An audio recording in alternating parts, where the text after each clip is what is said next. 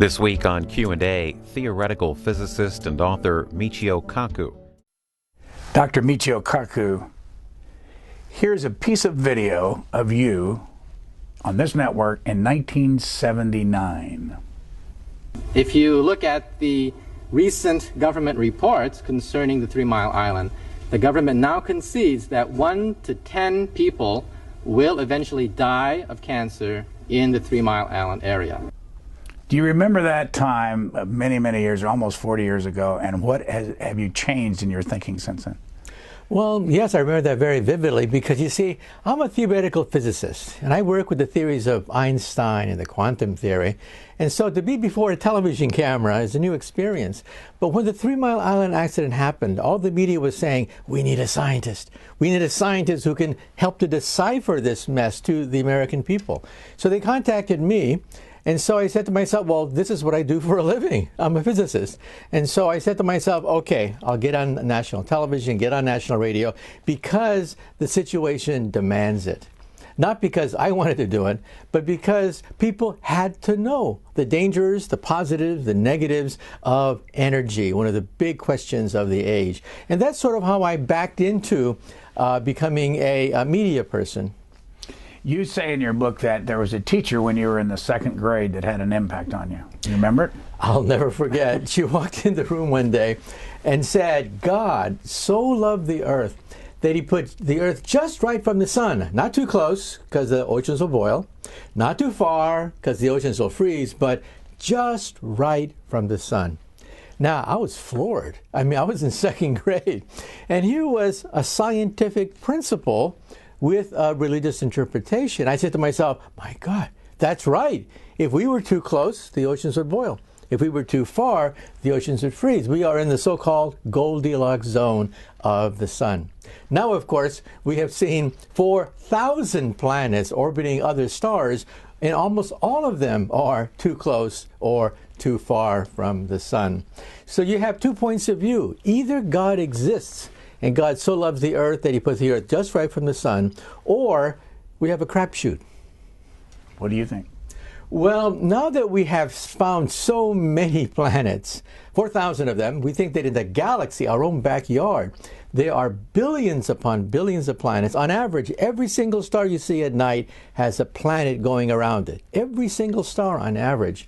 That it's indisputable that most of them are outside the Goldilocks zone. So you can still believe in God, but that's not an argument that clinches the deal. So I want to ask you about a bunch of obvious things that you write about and get you to define it for a generalist. What is a planet? Well, a planet is a mud ball that goes around a star.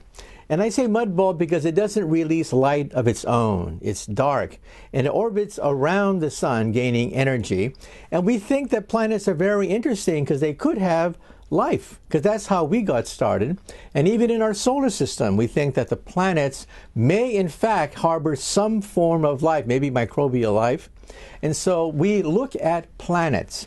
We look at stars to find out where the planets are, but we focus on the planets because that perhaps is the habitat for life in the universe. What's a star? Well, a star is a gigantic solar furnace.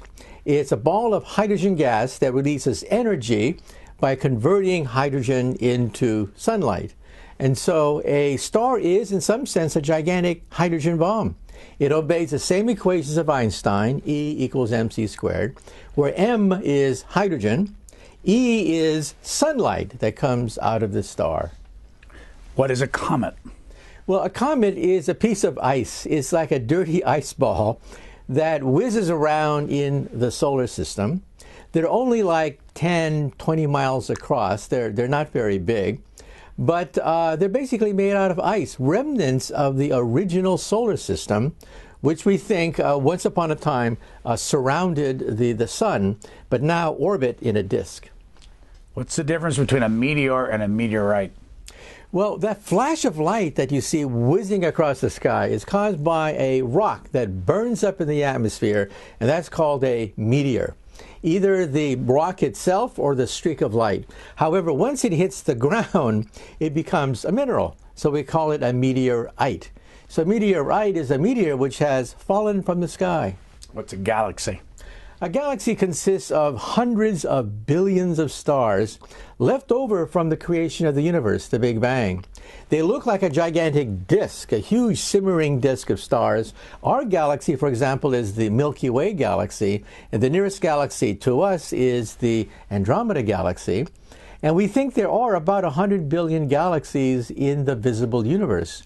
So believe it or not, that means we can actually count the number of stars in the visible universe. 100 billion galaxies, 100 billion stars per galaxy, and so that's the number of stars in the visible universe. 100 billion times 100 billion. What's an asteroid? An asteroid is a leftover from the creation of the solar system. We're talking about debris that extends from the Earth, extends from Mars out to Jupiter, and we think it's a failed planet. A planet between Mars and Jupiter that never quite condensed, or maybe got too close to Jupiter and got broken up. So if you had to pick another place to live outside of the Earth, where would you go? I would go to another planet. Now, we've looked at all the planets so far. None of them are exactly Earth-like. Venus, we once thought was tropical. Many science fiction stories have astronauts sunbathing on the beaches of Venus. We now know that Venus is our evil twin. Just like the Earth, closer to the sun, but temperatures are 900 degrees Fahrenheit. That's above the melting point of lead and tin. If you were to walk on the surface of Venus, your feet would sink into molten metals. So you don't want to go to Venus. Mars is the closest. It's a rocky planet. It's a frozen desert, but it's the closest planet we have to the Earth. But further out, the moons of Saturn and Jupiter look very interesting. One of the moons of Jupiter is Europa. It has a liquid ocean underneath the ice cover. Who would have thought that you could have a liquid ocean whose volume is larger than the oceans of the Earth going around that distant planet called Jupiter? NASA at some point wants to put a submarine under the ice to look for life forms under the ice cover. We talked about your second grade teacher. Do you remember, well, obviously you must, when you first got interested in science? I remember that very distinctly. I was 8 years old. Everyone was talking about the fact that a great scientist had just died. And I'll never forget, they flashed a picture of his desk on the newspapers, and the caption said something like this: "This is the unfinished manuscript from the greatest scientist of our time." So I was 8 years old. I said to myself, why couldn't he finish it? What's so hard that the greatest scientist couldn't finish it? It was a homework assignment, right? Why didn't he ask his mother? What could be so hard that you cannot answer it? I went to the library and I found out his name was Albert Einstein. That book was The Unified Field Theory, the theory that would allow us to, quote, read the mind of God. So I said to myself, whoa, that's for me. I want to be part of this grand expedition to finish that book. Now today I can read that book. I can actually see all the dead ends that Einstein pursued, and we actually think we have it. It's called string theory. I'm one of the founders of the subject, co-founder of string field theory, and we think we can actually complete that book that Einstein set into motion, The Theory of Everything. There's even a Oscar-winning movie called The Theory of Everything. Go back your childhood. Where were you born, and what were your parents doing at the time? Well, my grandparents came to this country about 100 years ago from Japan. And my grandfather was actually part of the cleanup operation in San Francisco after the San Francisco earthquake. So my family has a long history in California, but in 1942, because they were Japanese Americans, they were locked up at Tule Lake, a relocation camp, for 4 years, behind machine gun and barbed wire, by the way. In 1946, they finally got out, but they were penniless. And we settled in Palo Alto, which is now ground zero for Silicon Valley. But back then, it was all apple orchards and alfalfa fields. And that's where I grew up, basically in a farm-like environment in what is now called Silicon Valley. What did your parents do after they got out of the camp? There was nothing for them to do except menial jobs. Their money was confiscated. They were broke. However, there was a certain cachet to being a Japanese gardener. So my father became a rather successful gardener, and he wanted me to take over the business. I tried gardening for a while, and after that I said, no way.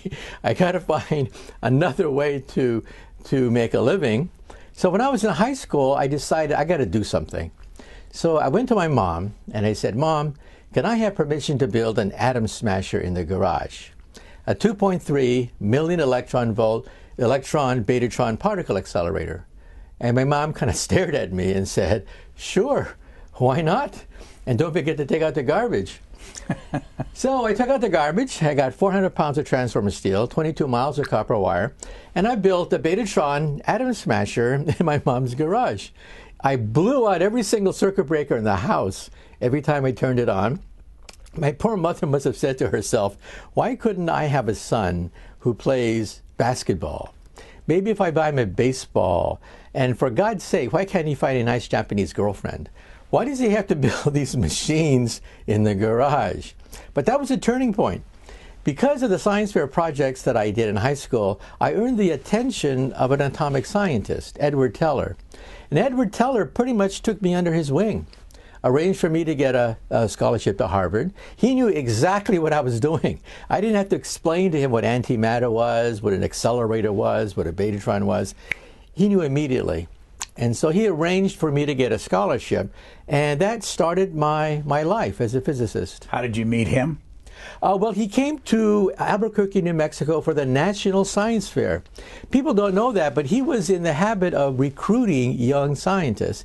He went to the National Science Fair where I met him. I was actually on television with him in 1963 in Albuquerque at the National Science Fair. Now, when I graduated from Harvard, he interviewed me for a graduate fellowship. But at that point, he was very clear. He said, look, I'm looking for people who want to design warheads, hydrogen warheads. Your physics would be very valuable designing newer and better hydrogen warheads. He offered me a scholarship. He said, Los Alamos, Livermore, MIT, you name it, we can arrange for you to work there. But you know, my interest then began to veer off in the direction of when I was a child, wondering what was Einstein's unfinished theory. You see, I wanted to work on an explosion bigger than a hydrogen bomb. I wanted to work on the Big Bang, the creation of the universe itself. And for me, a hydrogen bomb was just a footnote. I wanted to work on the creation of the universe. Here's Edward Teller.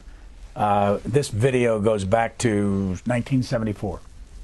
One of the decisive events which convinced me to work on nuclear weapons was a speech by President Roosevelt the day after Hitler invaded the lowlands, where he said, it is the duty of the scientist to contribute the weapons which are needed for the defense of freedom.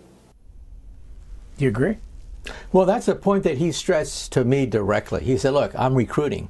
I'm recruiting for what the New York Times later called the Star Wars Scholarship. This scholarship propelled the brightest young minds in America from high school and college into Los Alamos to create the Star Wars program. Now, we know it had a checkered history. Many of the early designs did not work, in fact, for the Star Wars program. But that was the vision he had. He already had a very clear mission that science should be used in the interest of national security. You see, those times were different from today. We had the Sputnik moment. In 1957, when Sputnik went up, it was practically your patriotic duty to use science in the interest of America, because the Russians will one day orbit hydrogen bombs, not just Sputnik, but hydrogen bombs will orbit the Earth, and the homeland will be endangered. So that's why a whole generation of young kids became scientists and engineers and technicians, because it was the so-called Sputnik moment. So when you were growing up, when did you discover that you had the brain to understand this stuff? Well, When I was a kid, I read about Einstein, and my favorite quote from Einstein was, "If a theory cannot be explained to a child, then the theory is probably worthless." Meaning that every great theory has a picture behind it that children can understand. Newton talked about, things moving in space, friction, the motion of bodies. Einstein talked about clocks and meter sticks and rocket ships, things that children can understand. And yeah, there are books trying to explain space-time to children. And I said to myself, wow, if the great ideas are all based on pictures, and you understand those pictures, then mathematics is bookkeeping. It's complicated bookkeeping. You have to learn how to do the bookkeeping, of course, but it's bookkeeping. It's the physical principle, the concept that makes everything move. Now, when Einstein was 16, he found that principle. When he was 16 years old, he asked himself a question: can you outrace a light beam? Now, we would say, well, that's a stupid question. I mean, outrace a light beam? What are you talking about? It took him 10 years from the age of 16 to 26, and he finally found the answer, and he changed world history. He found out that you cannot outrace a light beam. That's a children's question. And I said to myself, I can understand these children's questions. I just have to, of course, at some point learn the mathematics. But it's the principle that's involved. And today we know, of course, the speed of light is the ultimate velocity in the universe. Einstein is the cop on the block. And he figured that out starting at the age of 16. So all great theories have a physical principle behind it that children can visualize. Yeah, but go back to as you went through that process, what were the milestones where you began to gather the knowledge and you had people that said, if you want to do this, you got to go here? Who else had an impact on you? Well, to be very frank, a lot of people tried to give me advice when I was in high school, but I knew that most of the advice was wrong. You see, I tell kids today that you have to have a role model because the wheel's been invented already. Why do you have to reinvent the wheel if you want to become a sports figure or a movie star? The wheel's been invented. Find somebody you admire. Look at their life history. Follow the path. So I said to myself, I want to become a physicist, a theoretical physicist. I read about Einstein's life, so I knew exactly what I had to do at what age in my life. When do I have to get a PhD?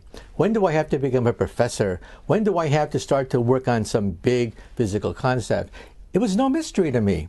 And so many young kids come up to me because they get bum advice from their high school teacher who simply wants them to go to trade school or learn something that is a little bit better than pumping gas. So I said to myself, tell the kids, find a role model. The wheel's been invented already. So was Teller your role model? No, it was Einstein, because Teller made a very big pitch for me to design weapons. And for me, at that point in my life, I realized that it's engineering. The basic physics of hydrogen warheads is well known, well established. As you know, China and developing nations got the hydrogen bomb practically in the first try. And so it was an engineering problem. I'm a physicist. I wanted to look at the physical concept of new, undiscovered things, like why did the Big Bang take place? What was the energy source of the Big Bang? Why did it bang to begin with? These are questions of cosmic importance that are far beyond the engineering of simply assembling a hydrogen warhead. But again, why were you able to figure it out and most people are drowning all this language and everything when they would be back in high school? Well, I think, unfortunately, we have a high school system that stresses memorization, stresses drudgery, and does not encourage the bright students to come up. For example, in Asia, they have the expression, the nail that sticks out gets hammered down. So if you're the oddball, if you're Steve Jobs, if you're Bill Gates, you get hammered down. But in America, we have the expression, the squeaky wheel gets the grease. Now, I was the squeaky wheel. I wanted to get the attention of my teachers in high school. That's why I built the Atom Smasher. As I found out, most of my teachers couldn't help me. But I wanted to do it because I said to myself, this is something that is doable. I just have to get the basic equipment, the basic physics I understood. And so it was not such a big deal for me to build an Atom Smasher. What'd you do with it? Well, I turned it on. Well, the goal was to create antimatter. That was the whole thrust of the science fair project. I photographed antimatter. Antimatter comes naturally from a radioactive source called sodium-22. I put that in a cloud chamber, put it in a magnetic field of 600 Gauss, and the beautiful tracks of anti-electrons bent in the wrong direction. Electrons bend this way. Antimatter bends the opposite way in a magnetic field. And I took beautiful pictures, cloud chamber pictures, pictures that are research quality, in fact, they tell me. And I won grand prize at the National Science Fair. And so I'll never regret doing a science fair experiment because that took me from a gardener's kid to getting a scholarship to Harvard and then beginning to work on the unified field theory. That's how it started. What did the rest of the kids think of you? Well, they thought I was nuts, of course. The teachers that I had to work with, I simply told them that I had to cut transformer steel, I have to glue copper wire, and they helped me, but they didn't know what I was doing. I mean, they just knew that here's this young kid who needs to cut 400 pounds of transformer steel, wind 22 miles of copper wire, and I did it on the high school football field. How big was this Atom Smasher that you had? Well, it was about this big, consumed 6 kilowatts of power. The capacitor bank was huge because it had to store the 6 kilowatts of power. And it gave us this tremendous crackling sound when I turned it on. The magnetic field was so powerful that in principle it would pull the fillings out of your teeth if you got too close to it. You had to be careful if there was a hammer or anything like that. In principle, if I ran it on DC, it would literally grab a hammer from across the room and fling it toward you. That happens at MRI machines today because they too have a magnetic field of about 10,000 Gauss. Now, today we have a big one, a real big one outside Geneva, Switzerland. That's huge. That's a Large Hadron Collider. That is basically my little machine scaled up to the size of a city. And that is the leading scientific instrument in the world today outside Geneva. Why didn't we build it? Well, we had designs for the Super Collider to be built outside Dallas, Texas in the 1990s. But then on the last day of hearings, costs were rising and Congress wanted to know should they keep on budgeting the Super Collider, and they canceled it. They gave us $1 billion to dig the hole, a second $1 billion to fill up the hole. That's $2 billion to dig a hole and fill it up. That's the wisdom of the United States Congress. $2 billion to dig and fill a hole. Now, why did they cancel it? In the last day of hearings, one congressman asked a physicist, quote, "Will we find God with your machine? If so, I will vote for it." So that physicist was paralyzed. Here was the question, are we going to find God with your machine? So he said something like, well, we'll find the Higgs boson. Well, you could hear all the jaws hit the floor of the United States Congress. $10 billion for another darn subatomic particle. The vote was taken, and the next day, it was canceled. Since then, we physicists have bat our heads against the wall, wondering how should we have answered that question? Will we find God with this machine? What would you have said? I would have said this. I would have said God, by whatever signs or symbols you ascribe to the deity. This machine, the Super Collider, will take us as close as humanly possible to his greatest creation, Genesis. This is a Genesis machine. It will recreate on a microscopic scale the most glorious event in the history of the universe, its birth. Did that turn out to be the same thing that happened in Switzerland? That's right. That very same machine is now in Switzerland, and it found the Higgs boson. And we hope to find what is called dark matter, which is the next form of matter beyond ordinary matter. But our machine was canceled because we didn't know how to talk the language of the average taxpayer. That was a real lesson. We have to understand where the taxpayer is, because in the old days, we would go to Congress and say one word, Russia. Congress would then whip out their checkbook and say, how much? How much for the next atom smasher? Those days are gone. You can't do that anymore. I want to show some video of you in 1997 saying some strong things about NASA.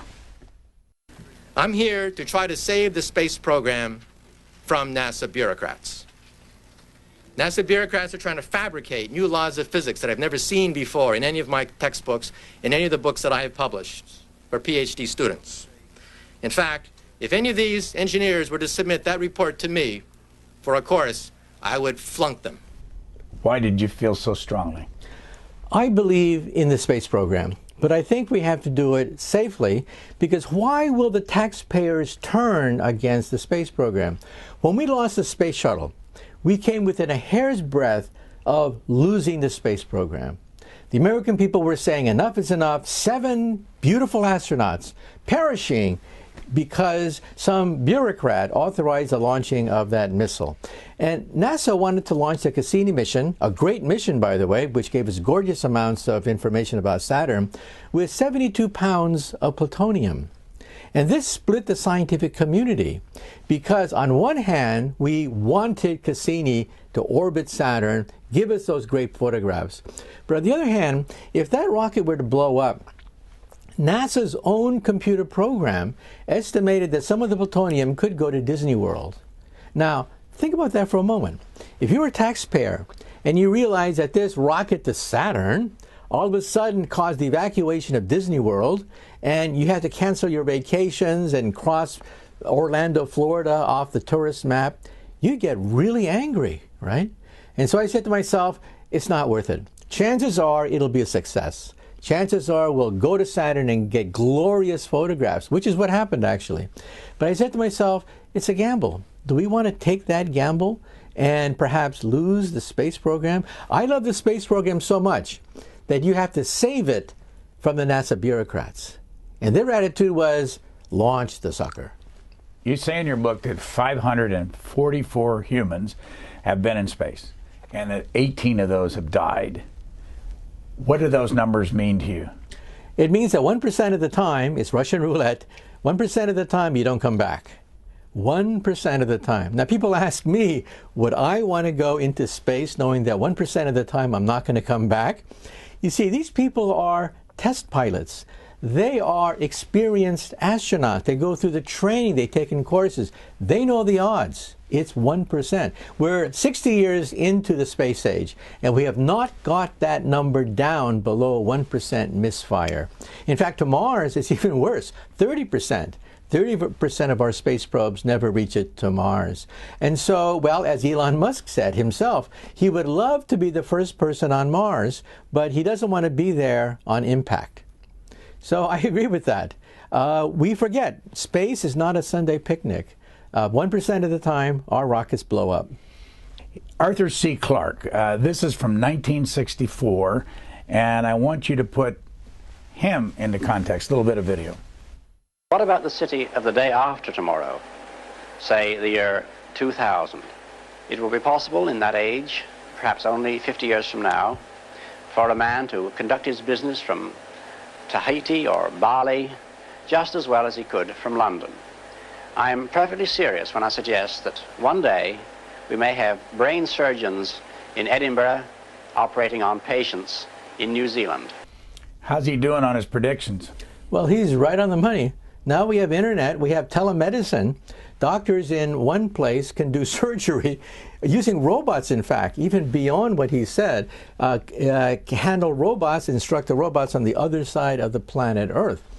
We have robots at Duke University that communicate with robots in Kyoto, for example, and different operations that you can do in Duke University, we can also do in Kyoto University. So if anything, I think he underestimated the power of the internet. And he mentioned, you know, being able to communicate anywhere on the planet Earth. Guess what? Elon Musk just last week unveiled a plan to create a planetary internet. Thousands of mini satellites, thousands of mini satellites, so that you're on the top of Mount Everest. And there you are downloading the Kardashians. And so today you have to have a microwave tower next to Mount Everest to do that. But if satellites, thousands of mini satellites orbit the Earth, then yeah, exactly what Arthur C. Clarke said could become a reality. What does a theoretical physicist do when he has free time? Well, for Einstein, it was like playing the violin.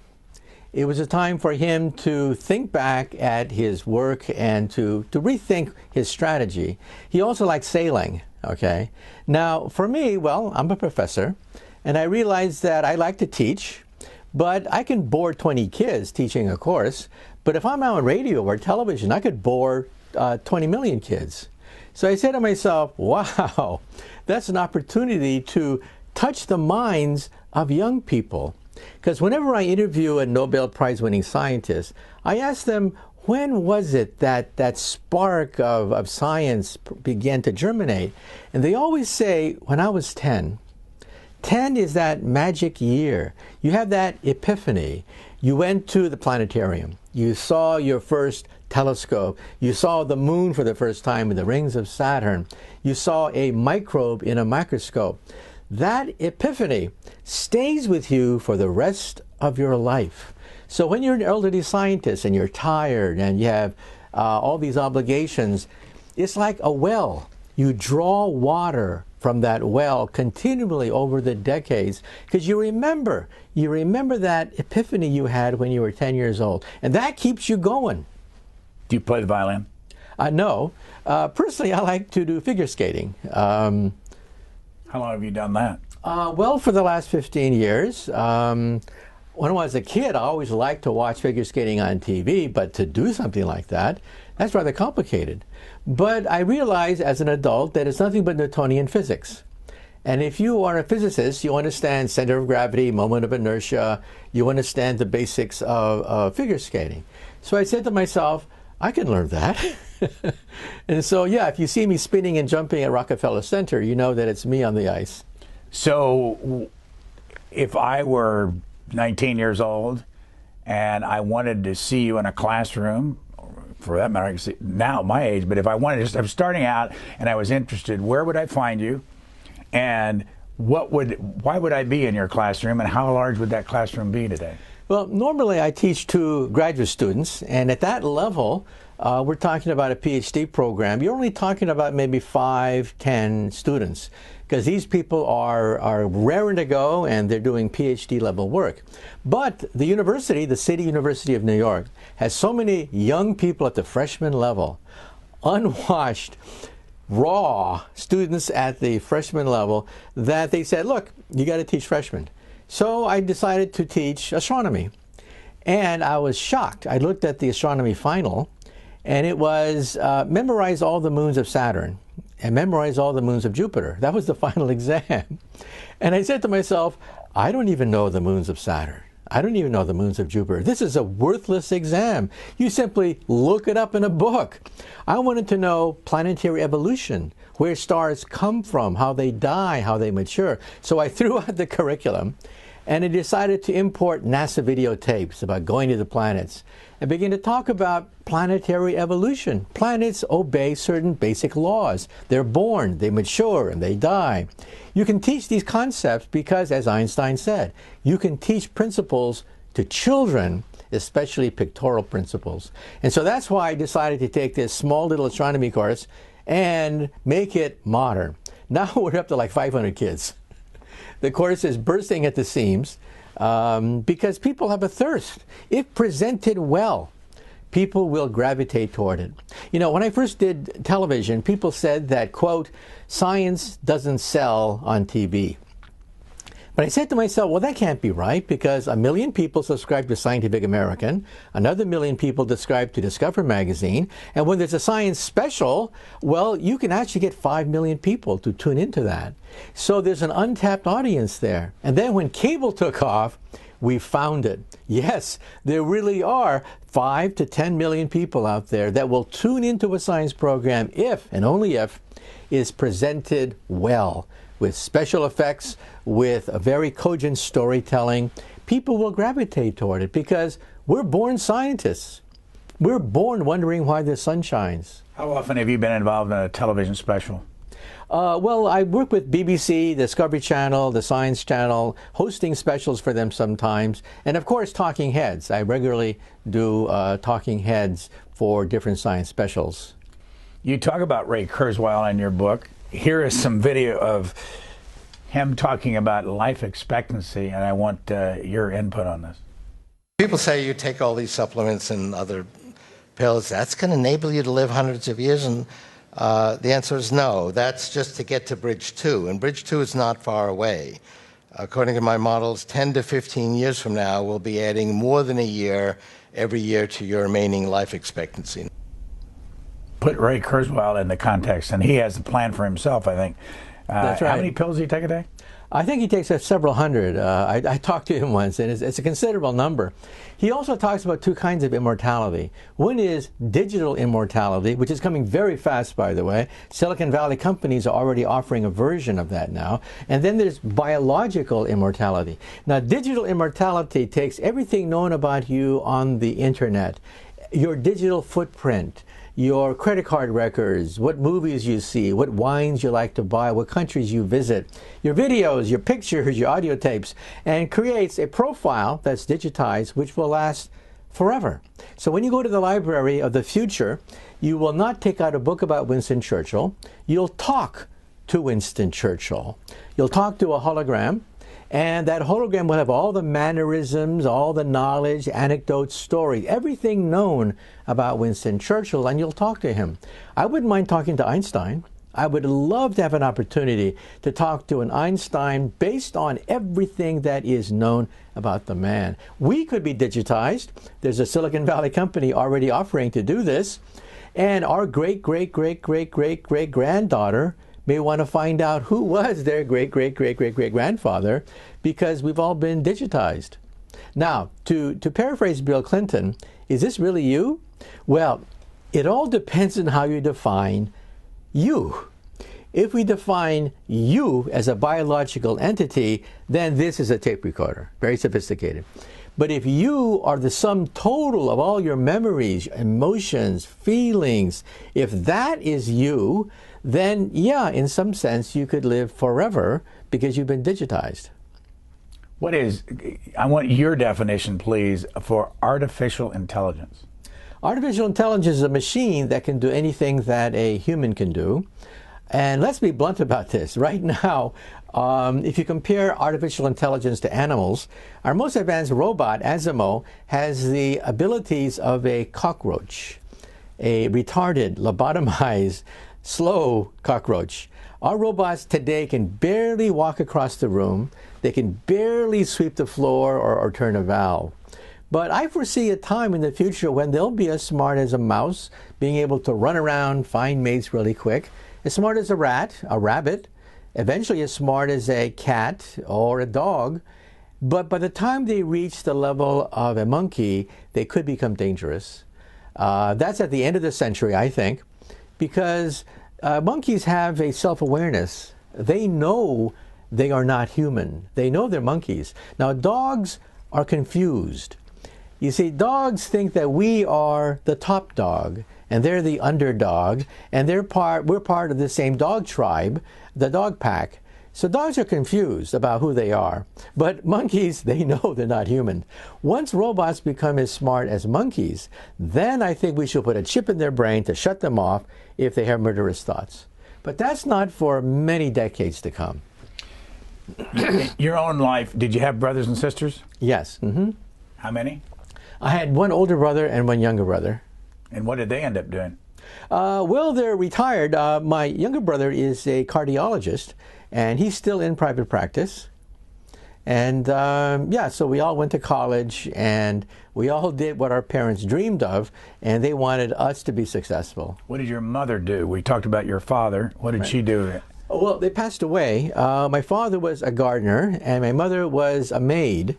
Because, you know, we were always strapped for money. I still remember my parents arguing about money and where should the money go, because, you know, we were flat broke during that period of time.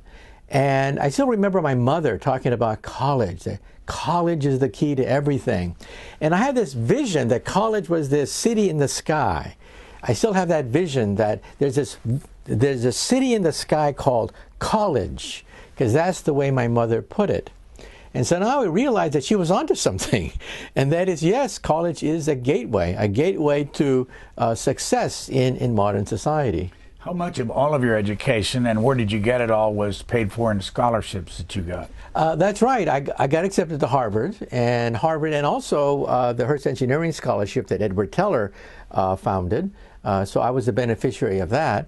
And then in my PhD program, there was money from the National Science Foundation. So luckily, even though struggling artists have a hard time scraping together their next meal, in sciences there is funding. The National Science Foundation, the Department of Energy will fund enterprising young PhD students. And so that, I think, is a good thing. You know, there's a brain drain into the United States because there is funding. Both private entrepreneurs, Silicon Valley billionaires will sponsor startups. And there is a National Science Foundation and the Department of Energy for more speculative and cutting-edge kinds of research. So there is a brain drain into the United States at the present time. Go back to your 10-year-old example. By the way, do you have children? Yes. How many? 2. And what kind of work are they in? The older daughter is a brain doctor. She's a neurologist, and she's actually a professor now, a professor at Boston University. And the other? The other one followed a different road. She is a French pastry cook. She went to an exclusive school where they train and accredit French pastry cooks, and she's done very well in Manhattan. Your mother said she wanted you to find a nice Japanese woman. Is that who you found for your wife? My second wife is Japanese, and so my mother finally got her dream. However, I should point out that my mother eventually came down with Alzheimer's, and so it's very unfortunate that she could not even recognize me. Toward the very end, she could not even recognize herself. And so I thought that life in some sense is so unfair. You struggle so hard when you're young, and you're always poor, always wondering where the next check is going to come from, and then you lose your memories. You lose your sense of who you are, who your children are. You know, sometimes life can be very unfair. What are you thinking at this age? Do I get it that you're 71? Yeah. Mm-hmm. I mean, what are you thinking about? How long are you going to teach, and what happens to the brain? You must know a lot about the brain as you get older. Well, I realize that the body does, of course, decay, but the brain decays much slower. You could be sharp as a whistle, even in your old age. Einstein was publishing very important papers, even to the last days of his life. Now, when you get older, you say to yourself, do I want to write lots of papers that will get published, but are worthless? That you know they're nothing but dotting the I's and crossing the T's. I'd rather work on big problems now. Of course, there's a danger that nothing's going to come out of these big problems, but I would rather work on a big problem and fail than work on a lot of little problems and succeed. From a standpoint of financial accomplishments, what categories have been the most lucrative for you? In other words, teaching, documentaries, radio programs, speaking, books.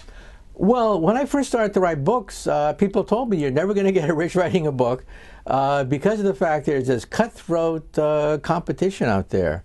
And as Bill Clinton knows, you can make more money doing speaking at events and keynoting conferences and stuff like that. And that's something that I enjoy. It's something that I enjoy because you get to engage people and talk about things that are on their mind, things that are troubling them. And so I get invited to keynote conferences, for example. Is that the best economically, the speaking? Probably. And if you take a look at Bill Clinton and George W. Bush and people, they're on the circuit. In fact, I bump into them regularly. I've been on several programs speaking with Bill Clinton. And how often do you teach your class with 500 kids in it? Well, the university said, look, Whenever I teach, whenever I have to go out and keynote a conference or something, I disrupt the university. I have to find a substitute teacher. I have to make sure that the grad students can grade the papers and stuff like that. Rather disruptive. And so they made a deal with me. They said, look, if we cut your slack so that you have more time for speaking and stuff, you can spread the good name of the university. The university benefits. You benefit because you don't have to run back to the college every time there's a speaking engagement. And that was a win-win situation. So they reduced my teaching load now, which is, I think, the ideal situation. How big is your university? It's one of the biggest on the planet Earth. The City University of New York has 250,000 students. It is huge. The State University of New York, of course, services the entire state. The City University of New York services, well, 8 million people altogether. That's the population of New York. Brooklyn alone would be the third largest city in the United States if you were to cut up New York City. So CUNY, the City University of New York, is gigantic. It is absolutely humongous. Here's you write a lot about this in your book. You talk about going to Mars, but here's a motion picture. Star Trek, 1979. It's not very long. I just want to show it and have you put the movies that we see in this country, again, in context with learning science. Warp 1, Mr. Sulu. Accelerating to Warp 1, sir. Warp, point 7. Point 8.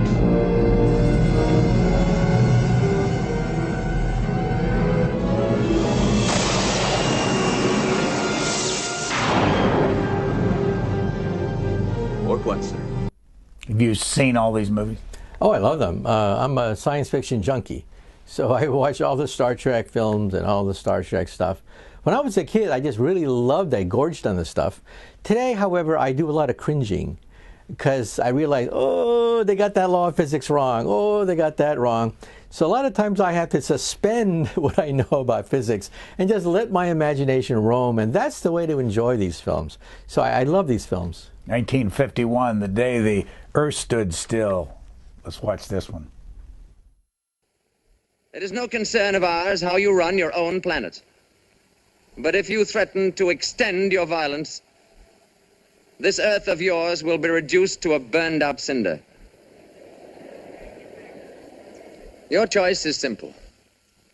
Join us and live in peace, or pursue your present course and face obliteration. Did you see this movie? Yes, that movie was very important because up to then, the paradigm was War of the Worlds. The bad guys versus the good guys, we're the underdog, we're the good guys. That flipped it totally 180 degrees the other way. All of a sudden, we became the enemy. We were the enemy of ourselves. We're our worst enemy. And so that movie was incredibly important because it shifted the entire focus away from Martians invading the Earth to looking inward, to looking at our own problem. That if we explore outer space, if we mess up the Earth, we don't want to mess up Mars. We have to get our own act together. And so I thought that motion picture was pivotal because it shifted the center of gravity of science fiction. What's specific? And this is book number 9 for you? I think 14, I think. Yeah, they listed 8 in the front part of it. The other ones are PhD level textbooks. But this one's called The Future of Humanity. And what was your goal in this book versus the others? Well, the other is I talk about the future like 100, 200, 300 years in the future. But what's the pot of gold out there? What's the ultimate destiny of all these things? And so I said to myself, well, you know, as Carl Sagan once told me, we should become a two-planet species. We should join other civilizations in some kind of galactic civilization if it exists. And so, as people pointed out to me, the dinosaurs did not have a space program. And the destiny of the dinosaurs was to go extinct. That was their destiny. Our destiny is unwritten. But 99% of all life forms, their destiny is extinction. The norm for Mother Nature is extinction. If you dig right under our feet right now, you will see the bones of the 99.9% that no longer walk the surface of the earth. Now, we're different. We have self-awareness. We can see the future. We plot, we scheme, we plan. And so perhaps we're going to evade this conundrum and maybe survive, but we need an insurance policy. That's why this book is different from the other books, because the other books talk about the steps, but what is the goal? What's the pot of gold out there? And I'm saying is that one pot of gold would be to have an insurance policy, a plan B, in case a supervolcano, an asteroid, another ice age wipes out humanity on the Earth or severely dents our history. So this is 20 years from now. You'll be 91. You'll still be teaching and speaking. And you look back at what we've done in these 20 years, what will it be? And who will have been responsible for it? Well, in some sense, my goal in life, that is what I want to do, is we physicists like to rank civilizations by energy, type 1, type 2, type 3. Type 1 is planetary, they control the weather. Type 2 is stellar, they control stars and play with stars, like Star Trek. Star Trek would be a type 2 civilization. Then there's type 3, galactic, they play with black holes, they roam the galactic space lanes, like Star Wars. Now, what are we on this scale? We are type 0. We get our energy from dead plants. But we can see that in 100 years, we will be type 1. But it's not guaranteed, because we still have all the savagery of our rise from the swamp just a few hundred years ago. We have the same sectarianism, fundamentalism, nationalism, all the backwardness of our rise from the swamp.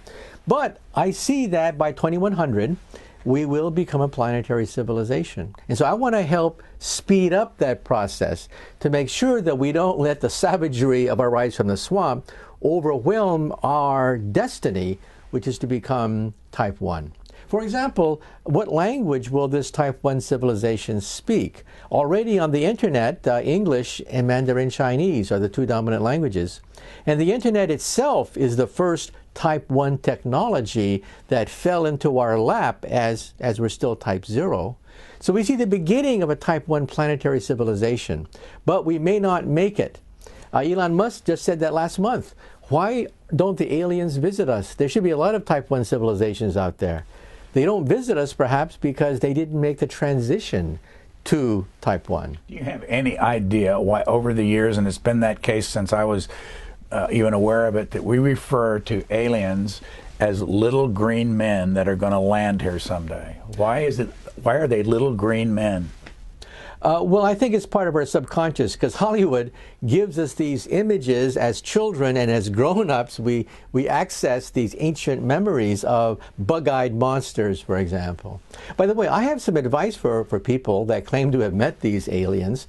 Many people email me and say they've been abducted by aliens from outer space, so they know they're out there. My attitude is, the next time you're abducted by an alien, steal something.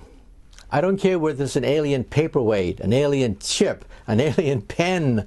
Steal something, because there's no law against stealing from an extraterrestrial. There's no law in the books that says you can't steal from an extraterrestrial. What's your guess? Has there been extraterrestrials land on this planet? You can't rule it out. I don't think so, but if you ask for hard evidence, there's no hard evidence either way. And so there is that possibility that in the past we might have been visited. It can't be ruled out. Last video, you were alive, you were young, you were 8 to 10 years old. This is 1957, October the 4th. Somebody named Major John Glenn on a program called Name That Tune.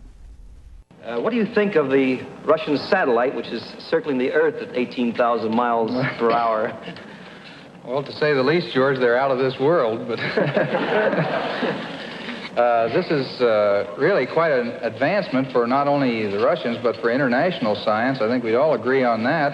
It's the first time anybody has ever been able to get anything out that far in space and keep it there for any length of time.